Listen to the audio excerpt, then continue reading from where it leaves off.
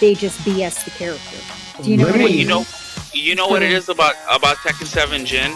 Yeah. All right, now if they were saying Tekken 6 Jin, I can understand because he's really hard to play, right?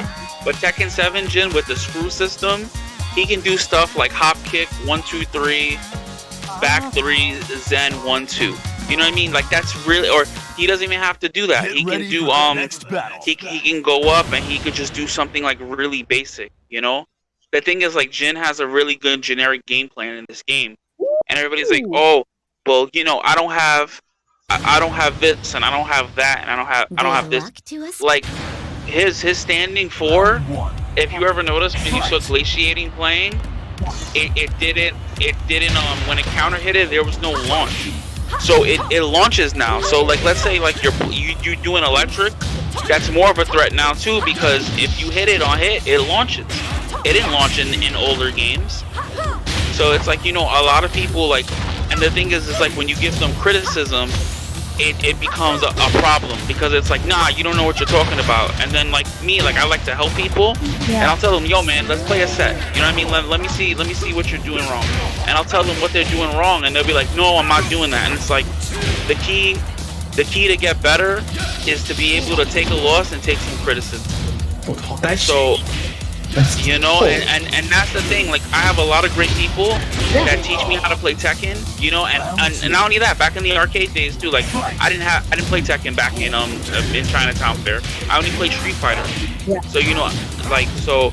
But I had a lot of great people behind me telling me, yo, listen, this is what you should do. And I would sit there and I would always be like, nah, it's not that, because this game. But you know, once I started realizing that, you know, if people are telling me something repeatedly, they must be right. You know, and a lot of people don't know how to take that. Right. So like spitting the gospel. Right. No, this conversation is not over, by the way. This is far from over. But real quick, OblivionWing going in hand, and can we just like to say that we got a Yoshi on deck.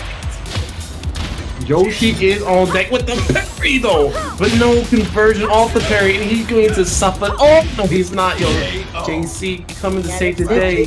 Here comes my hero. She's at 100% hope. Double Jin locked out. Does Double Jin still have the 1 2 3? In this? Yeah, that's actually a really fun. Really 1 2 3. Yeah, he has it in the game. Tekken 7, I haven't seen it as much, so I believe he still has it. He still has that 1 2 3 4 as well as 1 2 3 4 4. Good freaking punish. You could no. You're gonna. Oh no, man! I don't know how much damage gets. Just like, yo, you looking like you get a. Nah, you're not. Dangerous. You got a figure already. See now. Oh, try the combo. JC gets to freaking live just for a little bit long. She's gonna try to. Oh, yeah, she's getting caught. That is gonna be it. You're going. No, you let it live. Now on the screen. Panic. OblivionWing still. I was gonna say still at 100%. But all right, that's it. TroubleSleeping down 1 match or 1 game. First game is going to go to OblivionWing. But yeah, like the go back to what you're saying about like the past of like arcade, you know, like arcade, how people treat their mindset is now. I have so much respect for the Road Warriors, like the people out there that grinded in the arcades, the people that out there like didn't have none of the resources, nothing, like had to actually talk it out, work it out, buy tape, buy DVDs, like really had to like be in the community to really know certain things like that. And that's why like seeing old style play like this is amazing, because a lot of the skills in this game transitions over really well. Matter of fact, all Tekkens kind of like transition really well to Tekken 7, like to present Tekkens. They don't change that often. And I absolutely agree that when people are complaining about like Jins and Alyssa's and stuff like that, I'm just like, nothing's really changed much. I mean, yeah, they made some moves better, but like You gotta respect the play. Yeah, but no, when it comes down to certain things changing, like I'll give you an example, right? Good God. Yeah, so I'll give you a good example, right? Mishima's, like Kazuya and Heihachi in Tag 2, and Tekken 6, Tekken 5, they had easy mode launchers to where they can launch their opponent, right? In Tekken 7, they don't have that anymore. So they're constantly relying on that electric to launch them. So and the thing is, to do an instant 14 electric on a block punish is really hard. So you want to know, and that's the reason why I kept saying I swear Kazuya felt easier in this version. I was like, I couldn't understand why. I couldn't understand what was going on. I brought it up to a bunch of people, and they were like, no, it's roughly the same. It's roughly the same. I was like, no, there's something going on. And you know, and I found too, for me personally, the Electric 7 is harder than doing them in Tag 2. Actually, oh my God, that last hit. Tag 2 is actually harder, believe it or not. Oh my God. Yeah. So you know, when it comes down to like, I'll give you an example, right? Yeah. Let's take your opponent's minus 15. Kazuya's punish in this game would be down forward 1-2. Right. Right? So in Tekken 7, if somebody's minus 15, you have to do an electro. So the thing is, it's like you have to have that execution to play a Mishima. Yeah. And the thing is, like, the balance team for Tekken 7 is they're giving all these unnecessary buffs to these characters, and they're just over-tuning them, you know? And it's like, you know, it's not, you know, it's I'll give you a good example, right? Yeah. So you see how Heihachi, right? Heihachi does massive damage. He does massive damage, right? So it's like, since he does massive damage, it's like you have to play picture perfect with him, and you have to play picture perfect with Kazuya too. So it's like me, like I play Heihachi, and my game with Heihachi is literally move and punish. If it's minus 15, minus 16, I can punish it. If it's 14, I'm not punishing that. I'm going for something like 3-4. Yeah, look at that. It's 1-1. TroubleSleeping staying alive, saying that I am not being slept on. I love that name. TroubleSleeping, Oblivion is. After that, Jesus Christ. Having trouble sleeping on me because I'm staying woke. I don't know what you do. God. Yeah, though, like, again, it like, that's why, like, I understand the complaints with Fakura. I understand the complaints with Leroy, but I am a firm believer of straight ladder.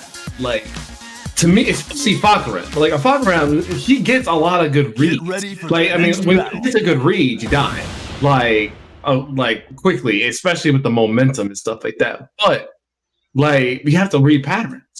That's something that was way back when. Like, people had that back in 6. People had that back in Tag 2. Especially in Tag 2. Like, so that's why, like, when I see these complaints, I'm just like, but were you in the lab? You know, trying to figure out what the thing is with Fakura and Leroy is like, I'm a lab heavy person, right? So my character Jin does really well against Fakura, and it's because of his parry. So it's like, without that parry, he's not gonna do that well. So it's like, you know, when he does his charge up moves, Jin can parry. You know, so it's like the same thing with Leroy. You know, it's a lot of things. Wow, walking right into them electric. Yeah, man. He wants his electrolyte, right? He needs to chill. Yeah. Gotta be patient. Kind of do it. There's so it's like, you know, and not only that, Fakura has a lot of hitbox issues. So when you do punish him for whipping most of the time, you don't get it. You know, so it's like there's a lot of issues. Like, and honestly, like when I play Fakura online, I stop playing. But TroubleSleeping, man, she's putting in that work right now, because she's seeing OblivionWing keeps going for up forward 4, so she's staying away. She's not doing anything so she doesn't get crushed.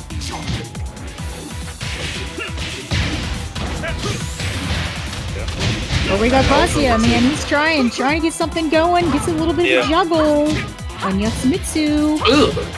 JC. Long throw.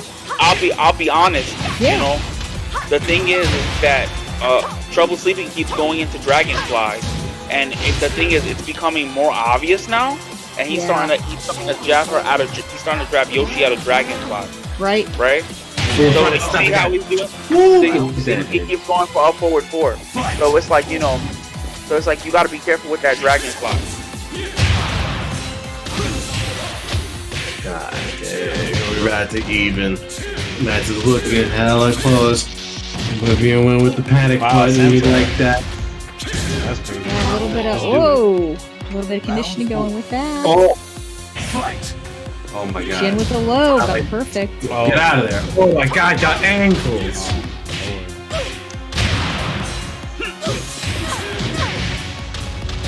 Jin with the follow up. Kazuya with Hell Sweep. So the wall didn't go downstairs. You see, he's going for up forward 4 constantly. So, you know, there you go. You broke it. See what he does with it. Goes into flee. Right? Plus range. Gotta respect it. So. No low parry. Yeah, right. So, you know, the thing is, a lot of people, they don't really play a lot of Mishinos now. So, like, I think, you know, there you go. That's the throw. Now, what's the Okazemi? Oh, man. Oh, my God. Yo. That's it. Yeah, that's a rat. Ready. So, TroubleSleeping, was that lose? Yeah, that's trouble. Going TroubleSleeping, it's about to not have TroubleSleeping no more because she about to go to sleep. Going right into losers. she's still awake. She in losers now.